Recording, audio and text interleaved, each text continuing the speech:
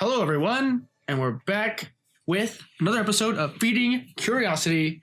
And today, I'm going to let Joe actually take it off because this is his brainchild. Dude, it's Annihilation. So we saw... Spoiler alert. Oh, yeah. Let's do introduction to it. Yes. Let's talk non-spoilers. Basic thoughts on it. We could give it a rating, and then we can move on to a spoiler cast. Because then people that, still want to listen along? Yeah. We'll be explicit about when we go spoiler. Yes. I like that. So when did we see it? Yesterday? 2 days ago? Monday. So yeah, 2 days ago. So we went and saw Annihilation, which, if you don't know, that's Alex Garland's new film. And Alex Garland gained some popularity, in part for being a screenwriter for 28 Days Later, but also for his directorial debut, which was Ex Machina, and actually won a Oscar for Best Special Effects. Yes, in the movie. for the robotics stuff in there. Yeah, which looked fantastic. The whole movie was beautiful. I would highly recommend watching that movie, at the very least, since it's already out in DVD and everything like that, because it was amazing. Yeah, really good movie. Which is based on a book by, do you remember the author's name? I don't know. But based on a book, and it's that same kind of vein that he's used to, which is something like sci-fi thriller. I'm calling it like a psych thriller almost. It's unnerving. It's just a little off. Yeah, the entire movie has an edge to it. Yeah, there's a little Trouble in Paradise feel. And it's almost dreamlike, too, where it has that surreal feeling throughout most of it, which is partly how they do a lot of the sound design and the camera work. Yes. Notice about the camera work, too, in itself was very close around people's faces. So they kind of felt claustrophobic for like when they were having conversations. Yeah. I'm trying to remember if that's the way that it was in Ex Machina, but I'm not. It's really good camera work is what it comes down to. It really, especially in this movie. Ex Machina was beautiful too, but this was also very slow camera movements, deliberate. Almost reminds me of David Fincher, but it feels less methodical and more surreal. Yes, definitely. It felt less planned out because of the structure of the story, because it doesn't feel chaotic. It's not. I don't think in any of the action scenes it ever got to a point where it was I don't think there was any handheld camera in that movie. No, I don't think there's no camera shaking really. Yeah. Which I like. It feels clean. Yeah. So just to go backtrack real quick so we get all our facts straight. The book series, so this is actually a 3-part book series. Annihilation is the first part of the book. It's the novel by Jeff VanderMeer, and it was written in 2014, or at least released. So there was that. So for full disclosure, I actually listened to the audiobook version of the book prior to seeing this movie, and I gotta say, the movie version of this does it amazing justice, because the story itself is written in such a sense that it feels dreamlike, like you were saying, and it's very in-depth with the visuals because of just how the story kind of unfolds. There's a lot of details that it's hard to convey the visuals in words, I would say. Do you understand what I'm saying? It's super, super symbolic. Yes. One thing you need to note. Without going to spoilers yet, everything is very deliberate, which goes in hand with the camera work, but all the imagery is with purpose. It's all there to display something specific. Yeah, so everything they show you, they give you just enough to kind of tease out little details to put another piece in front of you, like a breadcrumb trail almost. Yeah.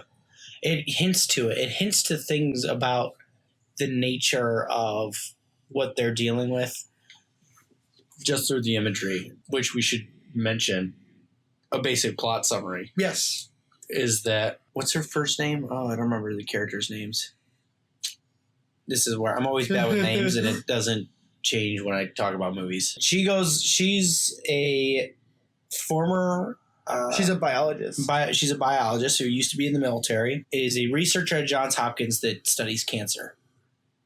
A doctor. So she's looking at cancer, and her husband has been missing, assumed dead for a year.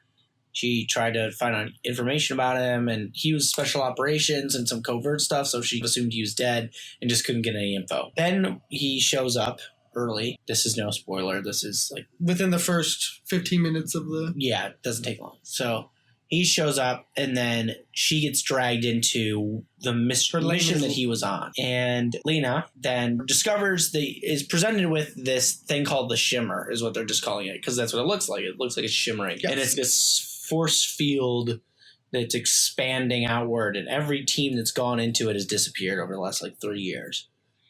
So she volunteers to go in with a group of people, and then they experience a bunch of crazy shit. Yeah. And basically the entire story revolves around what happens inside of this. And in overarching terms, this area is called Area X. And I guess it would say in general, it defies the natural rules of what we understand biology, I guess is a good way of just capstoning it. I don't want to say too much. Yeah, I know. I'm trying to avoid spoilers. Which is Let's just say thematic. It's messing shit up a little bit. Things are getting confusing. Things are weirder. And for someone trained in biology like the main character, she's at odds, basically, and not really sure how to explain it, especially as a cancer researcher. So that might have gave away a little bit too much. Yeah, so she goes in this thing and experiences stuff. So basically, just to sum up a little bit of what I think about it is that, one, Alex Garland is definitely now on my list. Him and Christopher Nolan are the only two directors on my list who I will watch their movie regardless of anything. If they come out with a movie, I'm going to watch it. And part of the reason that I'm going to watch Alex Garland stuff is, one, I really like science fiction. I love the thriller, unnerving undertone. I love thrillers. It's the psychological... when you put a story in front of you and you're given bits and pieces of it and you're trying to put it together before the story concludes to see if you understand it, but also at the same time it concludes and it leaves more questions than answers. Yeah. It allows you to go even deeper into a story. It's very much at odds of what the mainstream, I would say, cinematic or even storytelling is right now. Where it's definitely different than what's going on in science fiction. Part of what I like about this is it's not overt. And he wasn't overt in Ex Machina either. It ends open-ended too for Ex Machina even. Yeah, there was no... Oh, that's why the character is doing what they're doing. It's all very... You have to pay attention. And it's... In some sense, I think it's more real because people don't just put on display what they really think. In part because a lot of the times people don't actually know what they think. They're just operating.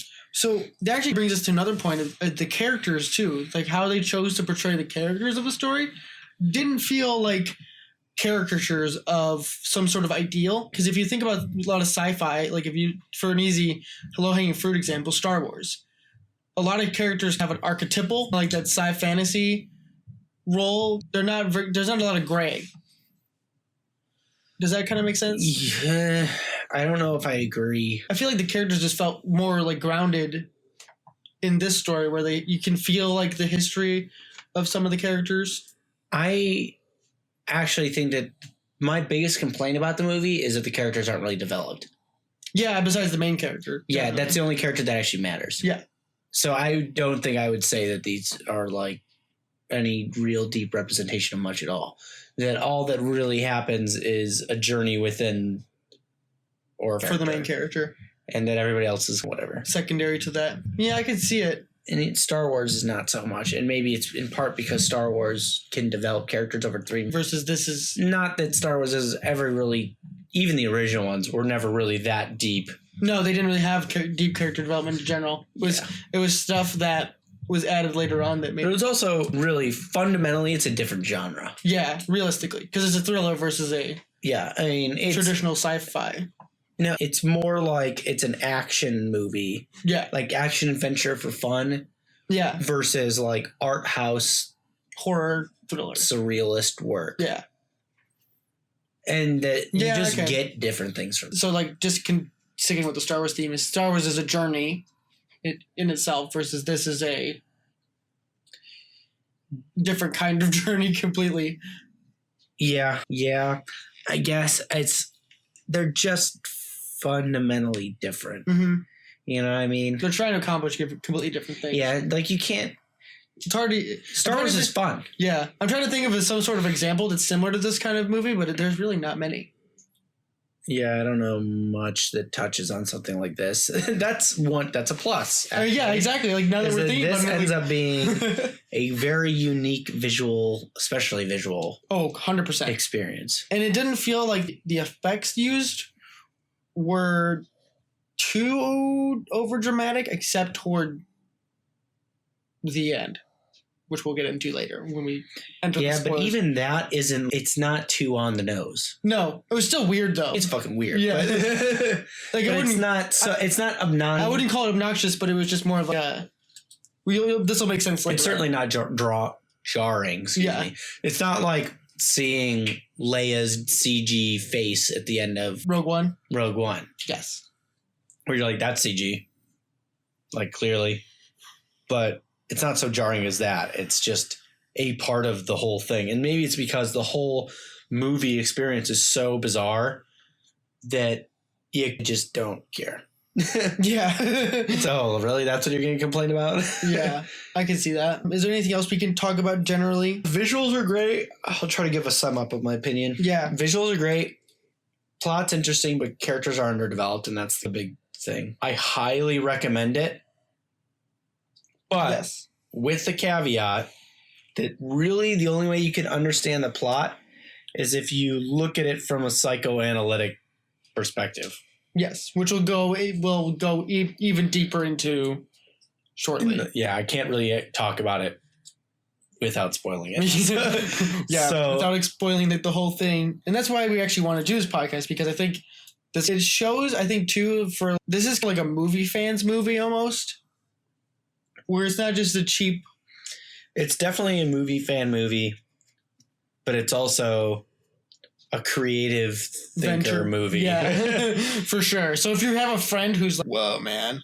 If you got like this kind of stereotypical like engineer-y type that doesn't really, that just thinks inside the box and that's it. Yeah. If you're probably not going to fucking like If you're hyper analytical, you're not going to really find So I would say that this complexity of the plot and it being hard to understand is actually something that enriches it because of the themes that they're doing and how complicated they are. But I understand why someone would disagree. Find a way to just would be like, this is a terrible movie. Because it could be too much for somebody. Yeah. A bunch of like Rotten Tomatoes stuff after we saw the movie. And it was one or the other. You either loved it or hated it. I feel like that's a good thing, though. If you kind of divide the middle, then there's really not... It didn't land lukewarm with anybody. Right, yeah. If you love it or hate it, that's better than being like, it was all right. That's like choosing 7 out of 10. Yeah, it has a 6 or something on Rotten Tomatoes. Still pretty good. Yeah, Metacritic gives it an 81 right now, which is pretty good for... So it's a good movie. I like it. A lot of people like it. Mm-hmm. So if you like the visuals, if you are interested in that kind of creative surrealism, if you liked Ex Machina, it's probably one of the best. Machina, then I'd say go see it. If I had to give it a rating, I'd give it like a 3.8 out of 5, maybe a 4, but that seems reasonable. You know what I mean? It's not that I really enjoyed the movie. It's just maybe it's a little too confusing at points. There are points. Yeah, it does feel a little disjointed at times. Where it's a little too ambiguous, and the characters are a little too underdeveloped. Yeah, because they just show up and it makes it a little bit rough. But other than that, and the sound design is fucking phenomenal. Oh, it's amazing. Combining that with the visual cues and things like that, it's amazing. If you like, God forbid, I was thinking about this while it was happening. I was like, if somebody watched this inebriated... like not sober, they're going to have a hard time. Yeah. There are points that it's straight out of a horror show. And it's, whoa. Yes, it is. So, I think with that. What's your rating? My rating? I would say probably about a 4 for me or so. Yeah. Comparing it to the book, since I went in with prior knowledge, I think this story was fleshed out better than certain parts of the book. Because in the book, there was like some sort of mention of this creature, and they called it the slime and things, and it was really ambiguous, and you really didn't The know. slime. Yeah, I forget It's exactly. like, so does it just look like slime? Yeah, it was weird. So we can compare that to the thing later on, but yeah. So comparing it to the book, and since it is somewhat surreal, like we continue to say, you get a better sense of what the story is trying to convey, seeing it in front of you rather than trying to interpret it with words when you're already given vague details as it is. Yeah. So, yeah, I would still say a 4 because it's definitely not one of those, oh, the book is so much better type movies. Yeah. This is probably the point where if you don't want to hear spoilers, turn away now. Yeah. Go watch the movie because it's worth it. And then pick back up. And then come back. Put this on pause on your phone. Go tell your friends that we need to go see the movie right now. Go watch it. Listen to this while you're on the treadmill at the gym or whatever. Going to work. Have a nice drive. Pay attention, but Or if you don't care, continue on. And maybe you'll be even more inclined to see the movie after we talk about I might go see it again, to be honest. psycho thriller that this movie is. I'm trying to think where to start because it is a roller coaster. Yeah, it's one giant analogy for how to properly deal with, I think it's death is what they're really getting at. Though it might be like symbolic death more than just literal death. It's more of like symbolic death in the part of like internal parts of you. Yeah, it's like how to let things die in your past. And like her guilt for cheating on her husband, I think is, and maybe letting go of their relationship in a sense might be, I think that might be part of it. This is where I think the ambiguity was too much, was that it should have been a little more clear because I think that it's her letting go of their relationship. Yeah, so that's one of the things so in the book you get a little bit more details on what was happening in their normal lives versus in the story. Was their marriage failing in the book? Yeah. That's what I was thinking after watching the movie, that I'm like, I think that's what they're going for. They were drifting apart. So in the book you get more about they were drifting and she was more of a loner type and was like the hyper analytical and more into her biology stuff than into other people. And in one of the scenes you see them reading books together but apart, like they're spending time together but not really. Parallel play is what it's called. Is that really? In psych for kids. It's where they're playing either the same, they're doing the similar things or even different things, but they're with each other but they don't really interact at all. Huh. Is that a negative, positive? No. It's just a thing? It's neither. It just is. It's just a thing? Just curious. Just a type of play. Yeah, that was one of the things that you get a better sense of it from the book, especially. And you don't even like really know that this is going on until about probably midway through the movie, through these like disjointed dream sequences, which, as Joe was saying, is probably what they were trying to show is guilt. Yeah, and I think that might be why it ends the way that it does, with her changed and him changed and then them hugging it out. Yeah, with the first like real emotion that they've shared. Like they don't like kiss romantically and like happy days. They like just hug. I think that's her coming to peace with him and like them being done. Like they've made their peace. Yeah, they've reconciled their, like she's confronted the truth of that relationship. Mm-hmm. And in her, like her, I think that it's almost like she knew that she wanted it to end and she needed to confront that. And that's like that part of herself is what she needed to address. Yeah. It fits. It does fit. Like, for those to clarify, for those that don't know, so she does something that's very like Jungian archetypal, which is like the whole ending scene is that it's really arrives at the lighthouse and there's a big dark hole that she has to go down into to face a thing that becomes herself. And then she faces herself and then lets it die. Yes. And burns it away. It's the Deadwood analogy of like... It's very much, if they find the darkest part of yourself, confront it and kill it or let it go. Or... Yeah. And I think that what's happening inside the Shimmer is a reflection of the psyche of the individuals that enter it. Yeah, and I think that's a good point too to talk about the other people. As we mentioned, there's 4 other people with them, and they all have their own personalities / grievances with the world. There are reasons for going in there, and it's all reasons to do with dying or an acceptance of dying, or letting go, or willingness to confront dying, because all of them have, in a sense, nothing to quite live for because they know that this is a suicide mission, so they sign up for it anyway. Yeah.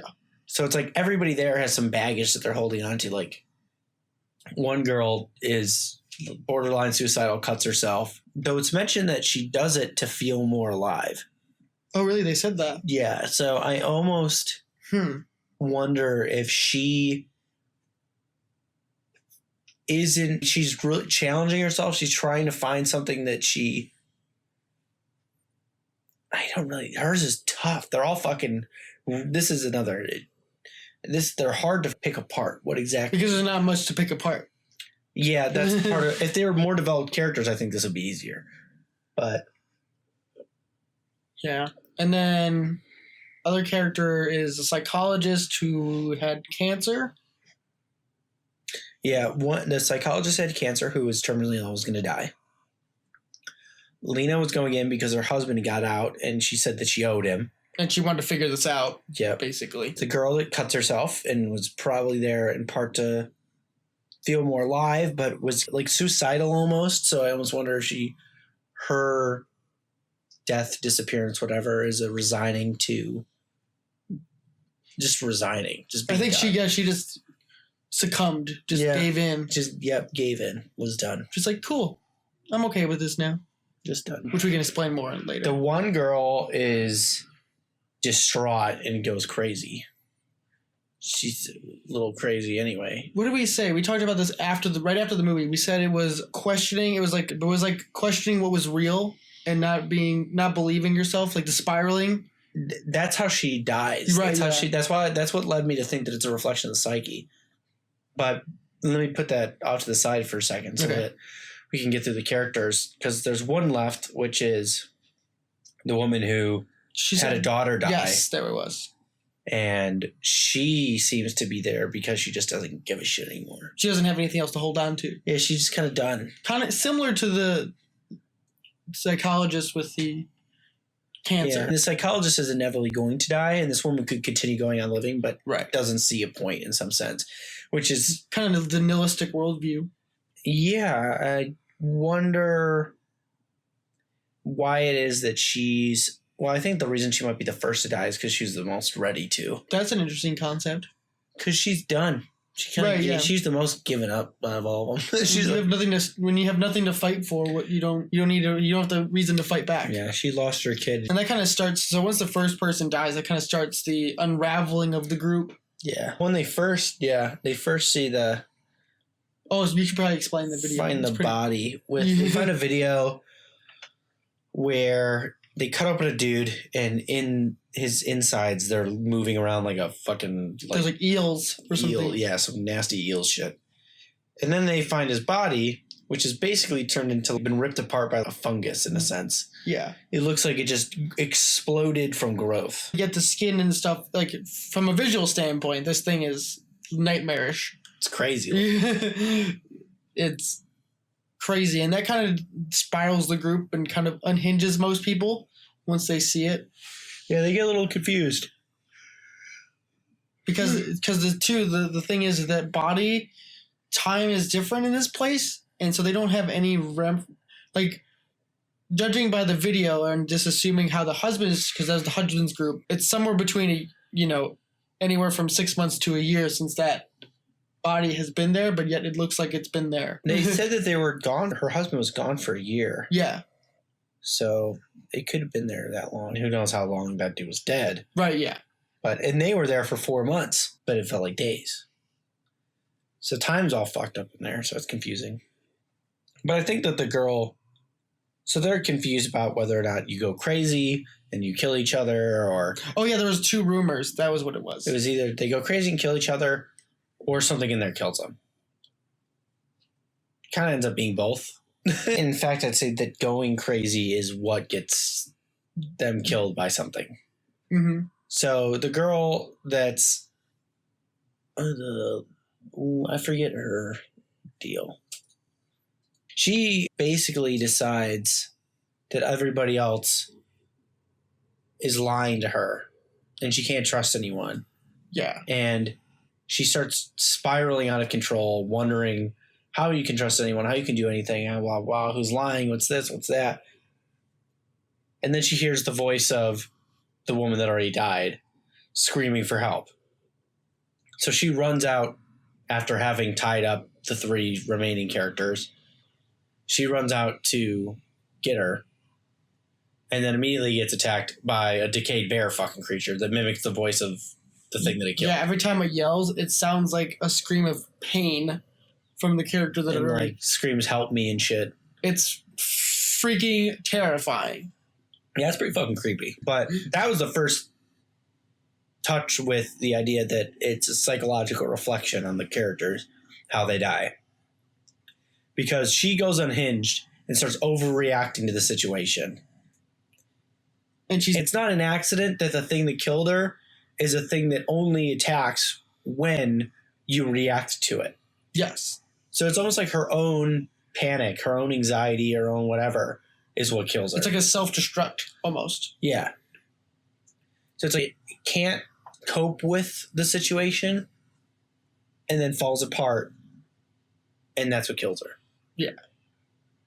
And just like the tension of that scene too, because after she gets killed by the zombie bear, this thing is inside of a room that's probably, I don't even know, 8x8, and 3 people are tied to a chair. And this fucking screaming bear beast is inside in front of your face, and the only thing you can do to survive right now is to keep your shit together. Yeah. It was one of the most intense scenes I've seen in a movie in a very long time. Yeah, it's a pretty fucking good scene. It's freaky. It's like just freaky enough. It's like, oh. They pushed it to the very edge of what they could have done with that scene. That's what I thought was a real like horror movie moment. Oh, for sure. It's not the same thing as so many horror movies. All they fucking do is make something as grotesque as they can, and then they just have it do grotesque things, and that's supposed to scare you. It's not scary. It's just grody. So that's nasty. Like, why are you showing me dudes' intestines flying everywhere and stuff? That's not terrifying. That's just gross. But this was like the tension was high. It's creepy. It's unnerving. Strange. It's not overt and gory. It's nothing like that. No. It's just weird. It's just uncomfortable. It was definitely one of the strangest scenes. I want to say visceral too. Because it goes from like this intense action scene. It starts out with the screams, and then she's that glimmer of hope, and then silence. Yeah, and you hear the like roar. Yeah, that happens too. And then it walks in, and you're like, "Oh shit!" Like, it's what kind of? Oh my god, everything's falling apart, and then it kind of like culminates to this moment, and then all of a sudden it's quiet. And they're like helpless to it. So I almost wonder if a representation of terror. Yeah, that's a good idea. Like you can't run away from it. Like being trapped within your own mind, if we're going with that psychological lens. And it's just not letting it draw reaction out from you. Yeah. Because if you entertain those negative thoughts or emotions, it's like feeding the fire. Yeah. And then you get wrapped into it, and then that's what ultimately destroys you. Yeah, it's a spiral. Yeah. It's, oh God, this is really freaking me out. Oh my God. Self-sabotage. Now I'm terrified, and now I've reacted, and that reaction now amplifies my terror, which then gives me to react that amplifies my terror. Then I react and I amplify the terror. That's what panic is. Like, I've watched people panic before, or like or freak out. There's a really fucking good example you can find online there's a video of a bunch of high school kids. They were doing a like police class for in their high school, and they had the option, so they could volunteer to do this, get pepper sprayed. Really? Yes, which is really rare for a high school. Would not recommend. No, neither would I. So they all line up There's probably like a good 20 of them or something that did it, a solid amount. And they start going down and they pepper spray everybody in the line. And everyone's fine at first. That's what needs to be noted. And people are grimacing like it's painful and you can tell. But then one chick freaks out. She starts screaming and pounding her feet. And the second she does that, you can watch the panic reverberate out from her. So the people closest to her start freaking out and then just moves down the line. Whoa. It's like a panic is contagious. That's exactly what it is. I watched it happen in the Marine Corps. And when we get gassed, it's everybody's just like bearing with it. And then one fucker freaks out and it's like everyone gets permission to freak out. It's the exact thing. So that's why stoic philosophy pushed in the Marine Corps for how you should behave. Like holding your bearing is a huge fucking issue. Because you know that when you react to negative emotion, and this is not to say being stoic is you're always there stone-faced or whatever, not feeling anything. It's different. It's feeling the emotion and recognizing it for what it is and then letting it go. And not giving its time, because it's one of those things that's really misconstrued as stoic, is where... Yeah, it's like this unflinching, unreacting. Yeah. Yeah. I have a book right there. It's almost a really like good example of that's what it is. That's what that scene is. Panic incarnate, like terror itself. And that one girl just can't handle it. And in the face of death, symbolic or otherwise, she panics. And that's what speeds up her dying. Yeah. That's what does her in. So I think that same thought about that the characters die in the way that's most appropriate for them. Definitely.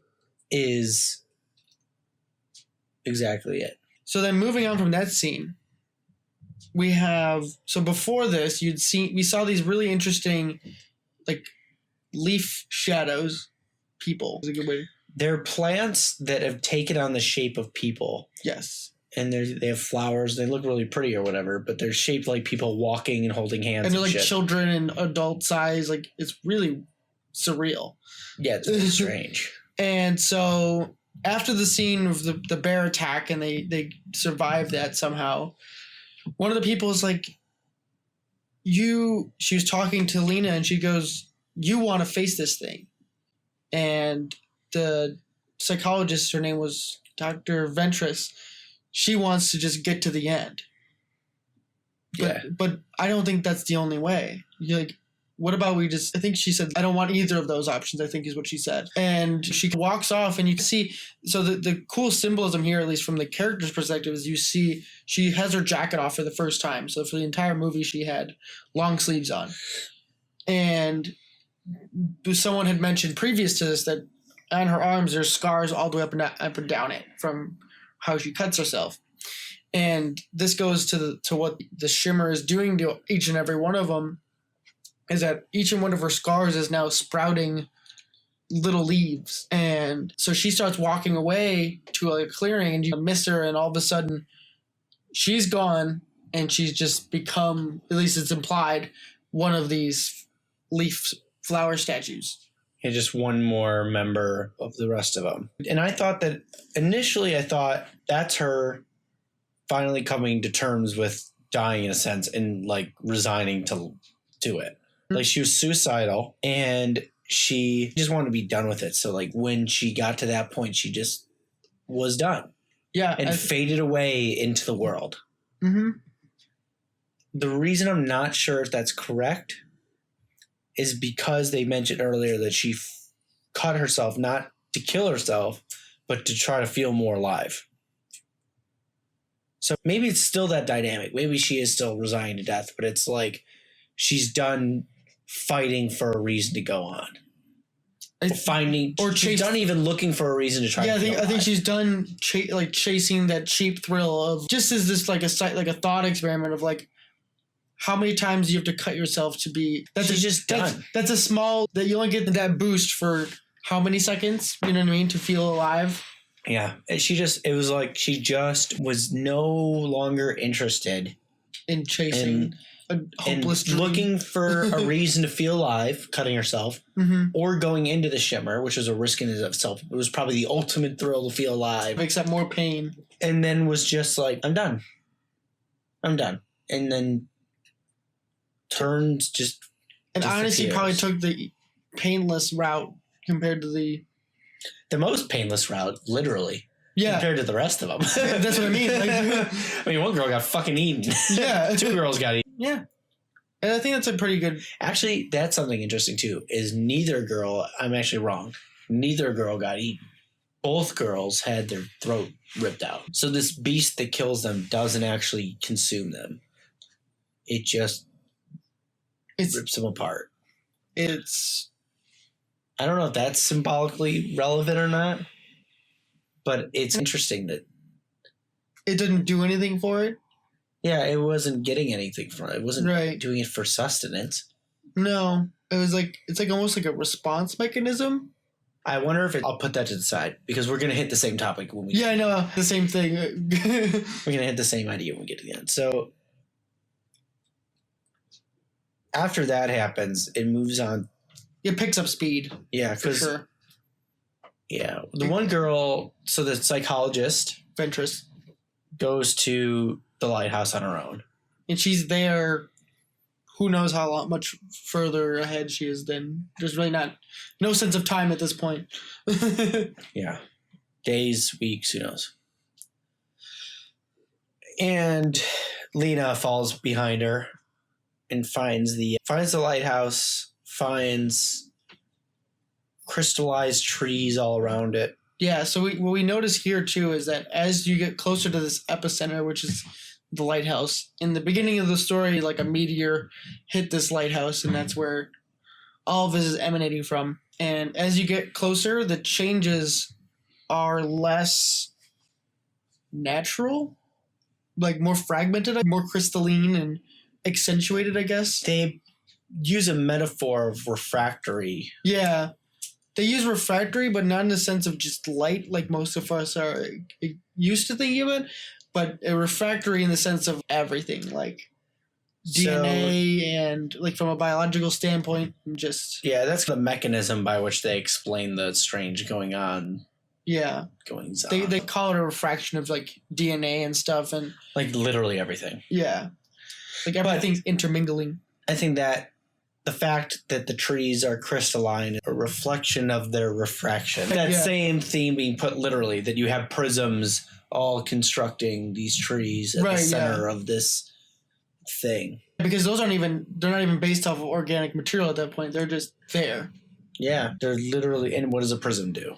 Refracts light. So think of the Pink Floyd album cover. Right, it's that, but trees. Yeah. It's trippy, man. Bro. Like the whole fucking movie is. I know. It really is. But then once she gets inside the lighthouse, you see a video camera. And this video camera is pointed at a skeleton that is now blackened by some sort of fire. It looks like it spontaneously combusted. Yeah, that's a good description of it. And you're like, what the heck happened here? Because it doesn't look like something good happened. Nope. And so she plays this video, and what it winds up being is that her husband is there, and he's talking to the camera.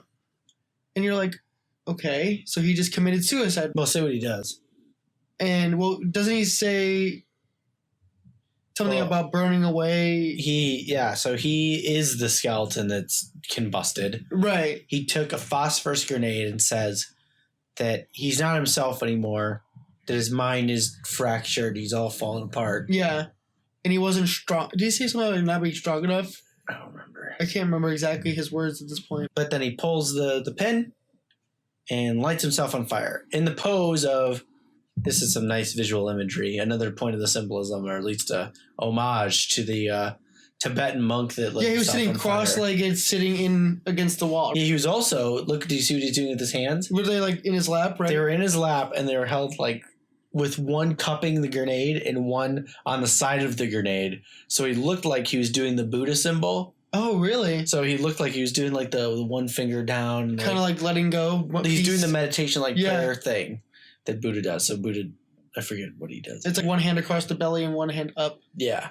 So he's doing that, but the idea is that it's implied that the grenade was in his hand, but it looks like he was meditating. Plus, too, if you look at it from like that the silhouette of the burn mark around him is like that holy aura around like the halo. But then the surreal part here is that off camera, as after the body is starting to finish its burn, another like version of him steps into view with slick back hair, cleaned up. Yeah, no, like his hair isn't unkept, his beard is not there anymore, and he looks in the camera, and then she closes it, and you're like, what the heck? I almost wonder if him appearing isn't, and the fact that he was in that monk position, that it's a symbolic transcendence of death, but in a different way than she does. Yeah. Even if it's symbolic death. It's that in accepting... It's the type of death that they needed to happen. Like, he was so broken up that he needed to just let that all die off. Mm-hmm. He needed to die off, literally in the movie, but symbolic, really, so that the new version of him can appear. So the new him can live. And it's like the new him, so in the beginning of the story, you see that same version of him, but he's like learning everything again.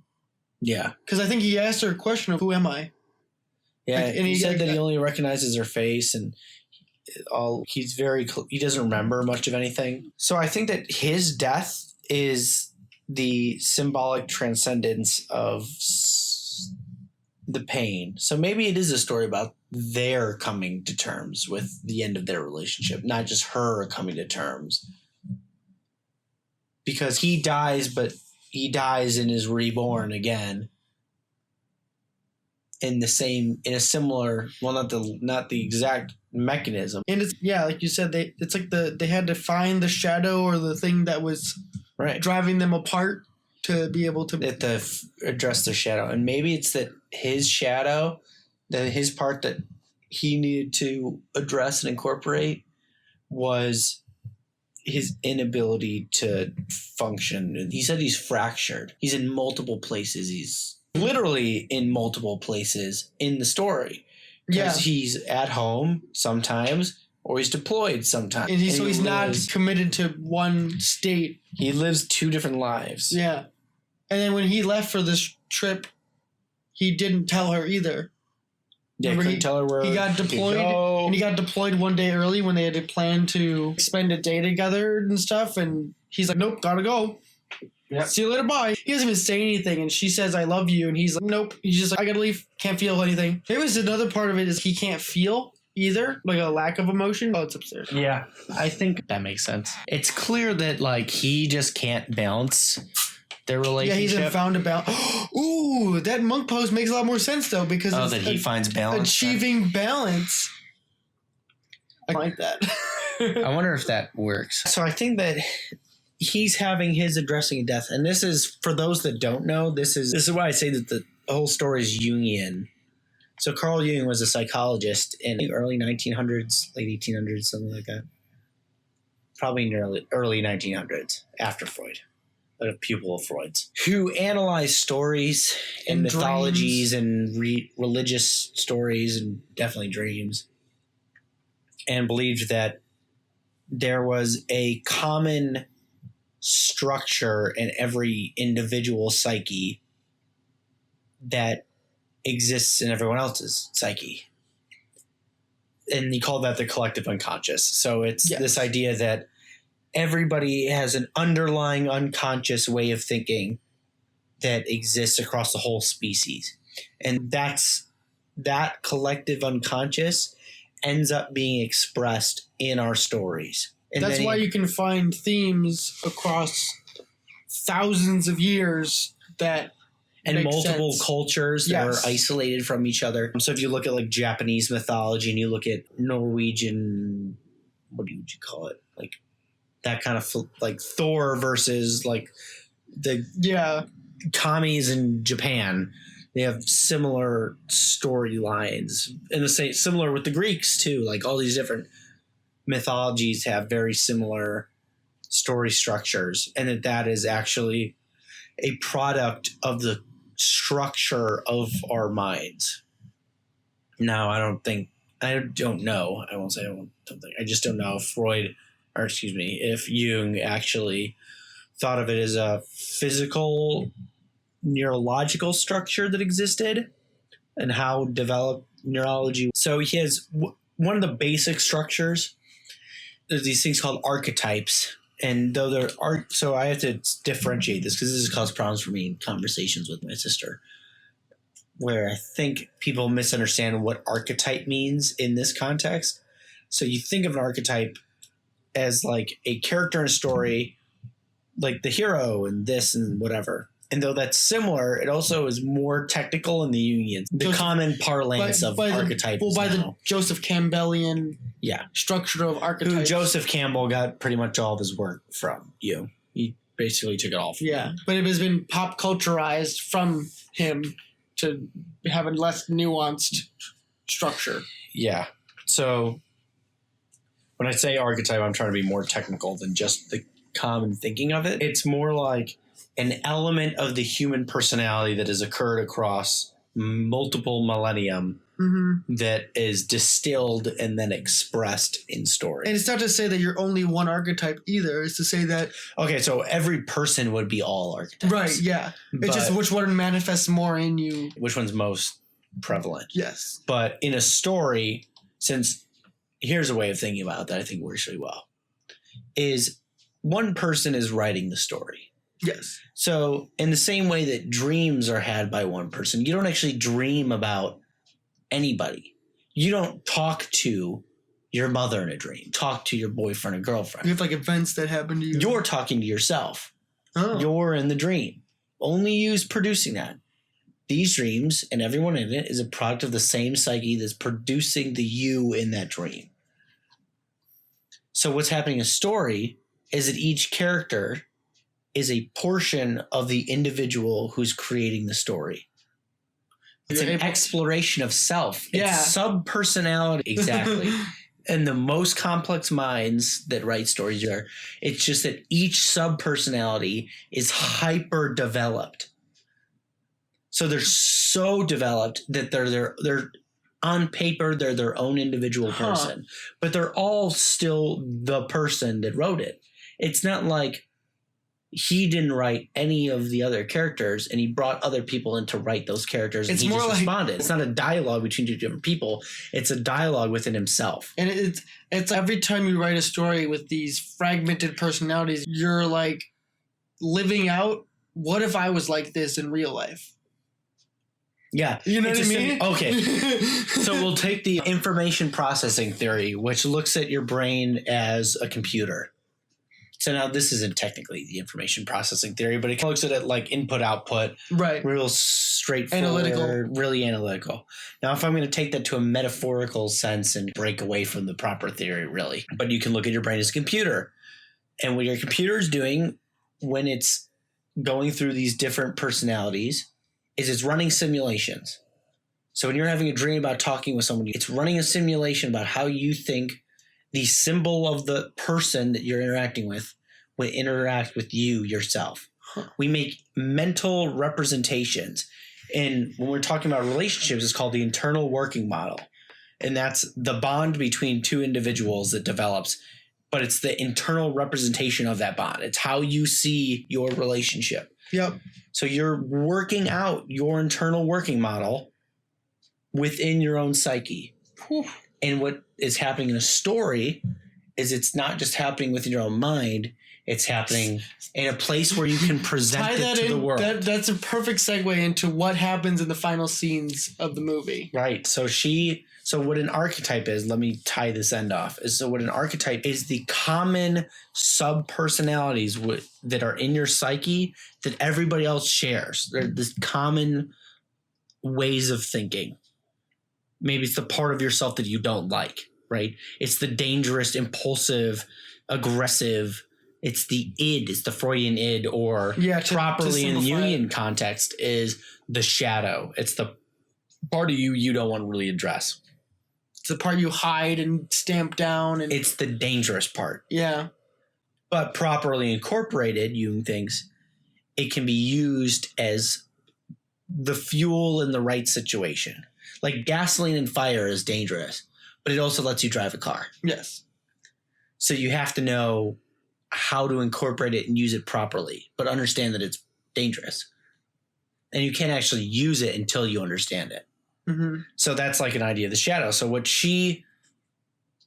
the final scene is her, Lena, facing her shadow and the elements of her. That's what going deep down is. That's what going down is, into the dark hole, is the deepest, darkest part of her psyche that she doesn't want to address. It's dark because it's unknown. Mm-hmm. You can't see it. Exactly. So you go there. And it's weird inside there too. Oh, it's super weird. It's hyper refractory. Yeah, like even more, and it almost has a funhouse quality where it's like this chamber, but when you look in every direction except where you came from, it feels like it goes on forever, and everything is moving, and yeah, and it's all slightly. It almost looks like gas and water with the rainbow glow in there. Yeah, like everything's oil. moving and oily, and you can't pin it down, really. Yeah, it's strange, but it just feels weird. It almost looks like a brain. Yeah, it did. It had like a structure. It looked like it was random but purposeful at the same time. Like tubes. It almost looks like you're inside of a brain, which is, I won't say purpose. I don't know if it's intentional. I would almost think that, unless this is a very especially meta story, which I don't know, that would require, not meaning that the story is exactly meta, more like it's meta because the people that created it understood what they were conscious of the things I'm talking about. Mm-hmm. And then put it in a brain in order to be intentionally symbolic for being within her brain. Or it could be that they had an implicit connection within their own minds that then expressed itself in the artwork. That's hard to tell. Yeah, but that's a lot of layers to that one. I'll literally never know. We'll never know unless you're able to unless I'm able to question. talk to these people. So she's inside of the deepest part of her mind, where she's sees where somebody else, what happens if somebody who isn't prepared goes. So the psychologist is in the deepest part of. It wasn't she like looking at her from the opposite direction? She was like transformed. Right. And the psychologist doesn't have any eyes. Yeah. So she's blind to what's going on around her. And she is rambling, not really. Yeah, I don't remember what she was saying. She says that she names the title card. She says it's all annihilation, that she comes to a realization of what it is, that it's this. For her, it's annihilation. Eating, growing, heartless thing that moves forward, consuming, and it's just consuming all. And it's all annihilation. Mm-hmm. Which I didn't quite catch up on this until recently, but the root word of annihilation is nihil. As in nihilism. Huh. I didn't even think about that. So I almost wonder if the development of that word is like nihil has got to mean like nothing. I don't know for sure, but we can look. It's like a belief in. Like nihilism is a philosophy of meaninglessness. Yeah. It's that nothing matters, basically. Nothing ever matters. So life, death, murder, suicide, nothing matters. Like you could do the most beautiful, you could be the most perfect person in the world, doesn't matter. You could be a saint, doesn't matter. You could even do good things because you're a saint, and good is just relative, so it doesn't actually matter. So it's really depressing philosophy. But you get a sense of what annihilation is. It's this coming to nothingness. Yeah, look up annihilation and see if it'll give you just root words. Because usually Google is really good about tracking the development of the word. Like it'll give you like Greek comes from this, which is pretty cool. The psychologist says that it's annihilation, that it's just nothingness, which is probably her perspective on death, right? And cancer, because the psychologist has cancer. And her grand realization at the end of it all is that this thing is going to consume and kill her, and she just falls into nihilism. Which is fantastic because language is so interesting, because that's the fact that she falls into nihilism, it's not a coincidence that we call it nihilism and that she calls it annihilation, because they're the same root words that they're coming from, which is that this meaningless destruction, this nothingness. So she sees that some people, when they go to the bottom of it, that the conclusion that they make when addressing their inevitable death, their mortality, is that it's all this just meaningless. And that's the conclusion that the psychologist comes to. There's the origin. A little hard to follow. Whoa. I was right. I fucking nailed it. Oh, dude. Nihil means nothing. Destroying or bring to nothing. Reduced to utter ruin or non-existence. Which kind of makes sense because you can lose yourself and become nothing within this shimmer. It's a belief of nothingness. So she turned here. So what happens to her is that she... Oh my God, and then she literally becomes nothing. She becomes nothing. She dissolves. Yeah, she's ripped apart. And it's like pure energy just floating in an orb that is like something out of a dubstep concert. She just disintegrates. She's no longer integrated. She is apart. She is in many pieces and becomes nothingness. Becomes just visually stunning, crazy, rotating ball of light thing. Really, I'm underselling this. Like, seriously. You have to see the movie to like the full scope of what before you at this point in the movie. And when Lena stares into this thing, when she stares into the nothingness, not only does it, in a Nietzschean sense, stare back. Ooh, but that's creepy. That's what he said. I know. Friedrich Nietzsche said that when he stared into the abyss, he found that the abyss stared back into him, which is what happens to. And it then shows her an element of herself that she doesn't want to face.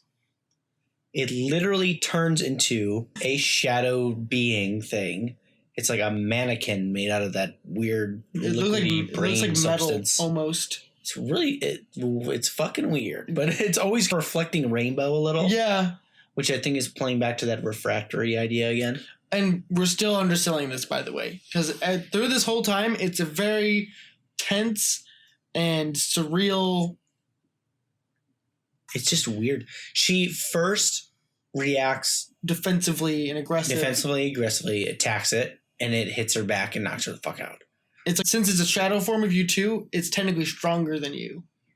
It's even from a psychological standpoint. In a psychological sense, you'd almost say it's more dangerous than you. Yeah. Like, unbridled aggression is far more violent than you without any aggression. Which makes sense, you know what I mean? Like, it's capable of more dangerous things. So knocks her out. Then she comes to, and it mimics everything she does. She tries to run away, and then it runs with her and presses up against the door with her, so she can't get out. And she tries to fight it and tries to fight. It returns the pressure until she collapses, and then it collapses with her. So it mimics everything that she's doing, which is to reiterate that this is a thing that is herself. This is an element of her. And then in facing it, she ends up no longer fighting it, and she's able to get away by facing it, holding its hand, which is like a sign of comfort, like coming to terms. I mean, it's a tender mark of acceptance that she displays to this thing. And visually, it's really important here. It turns into her. It looks exactly like her. As soon as they touch hands. As soon as she accepts it, it then becomes really her. And if she breaks the physical contact, it stops looking like... She hands it one of the grenades. One of the phosphorus grenades that she snags from a bag left over. Places it tenderly in the hand, pulls the pin, and bails the fuck out. And that motherfucker lights up fire. Yes. So she's burning off the part of herself that she didn't want to address. So it's a process of, speaking psychologically, she goes to the place in her psyche she doesn't want to go, to face the thing that she doesn't want to face, and eventually accept it and then let it go. Yep. It's really deep. And I think that's the thing that she's letting go of, the character, is her guilt and shame. And her overall relationship that's failed with her husband. Yeah. Shame, guilt, confusion about why it failed, how it failed, how she cheated on her husband, all this stuff. And this goes to the final scene too, where they finally see each other after all of this, and it's like it's like the first time they actually looked at each other and just shared a moment together. Yeah, that wasn't loaded with one scene in the beginning that was harken back to what the relationship. Yeah, from the beginning. Yeah. Yeah, but it seemed more like a past memory. Yeah, it's not present. Yeah, like this first present moment of tenderness and caring. I wouldn't call it love per se. Yeah, and that's what's interesting is that it's like when she finally meets her husband again, who is not dying anymore. Not the same man that died in the fire. Yeah. It's not the man that burnt himself off. So his journey is like a recognizing of his own fractured self, burning that off, and becoming a new man entirely. And her story is facing the part that she can't let go of in the relationship, which is, and then letting go of the relationship itself and being okay with that. So when they address each other as new or changed people, they don't like tenderly kiss, romantic, let's ride off in the sunset. No. They embrace each other. She even says, "You're not him. You're not the same guy." And he goes, "No, I don't think I am."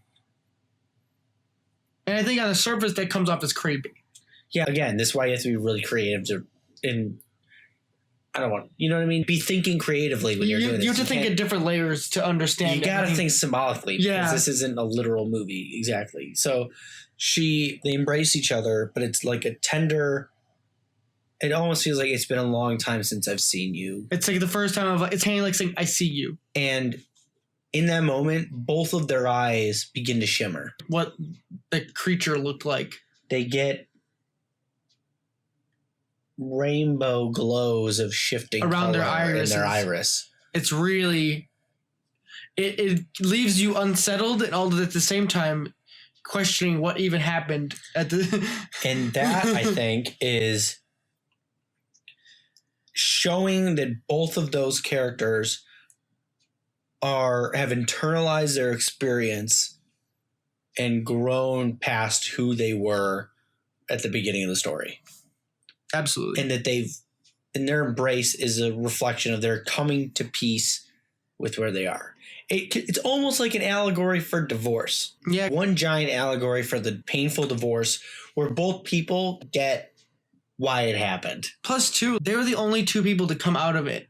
Can you look up see if the author of the book was going through a divorce when he wrote it?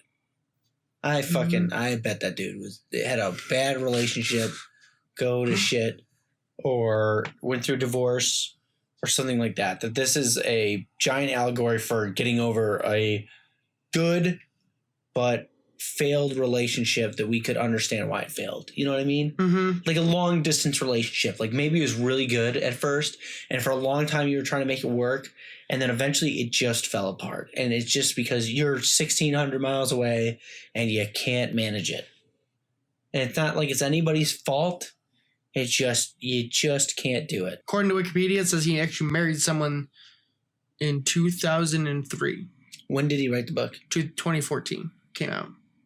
So he's been married. Mm-hmm. Maybe.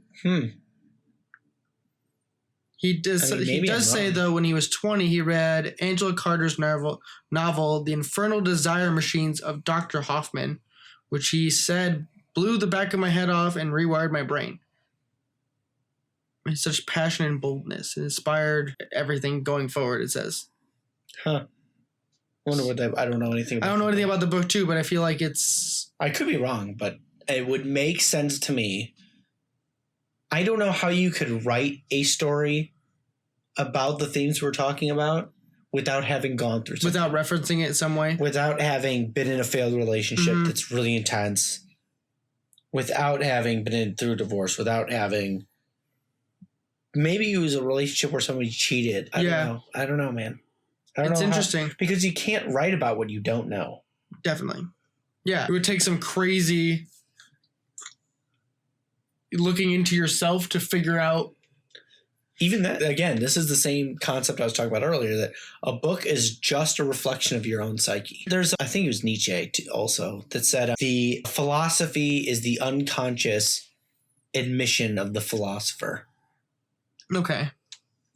That every philosopher is really saying more about themselves than they are the world. Everything winds up becoming an exploration of the self over. It's because, well, part of it's, just to put it really simply, is you're showing your perspective. Right. And your perspective is reliant on you. You can only talk about with your own perspective with any degree of clarity / because you can't actually take someone's perspective, literally.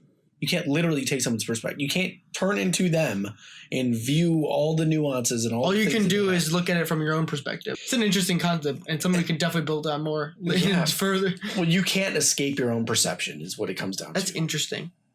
So, with that, this movie has layers. And a lot of them. A fuckload of them. And Joe could probably be here for another 3 hours. Probably. Maybe. I'd get tired. That's true. But if you had more time, you'd be I might go watch this again. I don't know. It seems definitely easy to go watch again. You know what I mean? It's just so out there. I'd be like, huh. I'd really like to be able to like go with people that have opinions on it so we can watch it and then talk about it again. Yeah. I want to see if there's anyone else around. And for all of you on social media and things, hit us up. You want to plug something? Yeah, do plug it. Go for it. What do we got? Let's see. So you can go to bropod.net. I can send this one so you can co-release it. We can co-release the last one too. I can send that one too. You can put it up. You've got the login. Oh, I do have it. Probably co-release these. Bropod's got some old articles that I've written. Yeah. Since Joe's more into the psychology stuff, this really fits into it. I've changed a lot of my mind on some stuff that I wrote back then, but if you want to give an opinion, that's fine. I'm totally open to new perspectives. There's also the Bropod podcast, which is another example of things that's mind has been changed and blah, blah. But the podcast is up there if you like something similar to this. A little more laid back, and there's a lot more just joking podcasts where we're just fucking around. Yeah, more open-ended discussion types.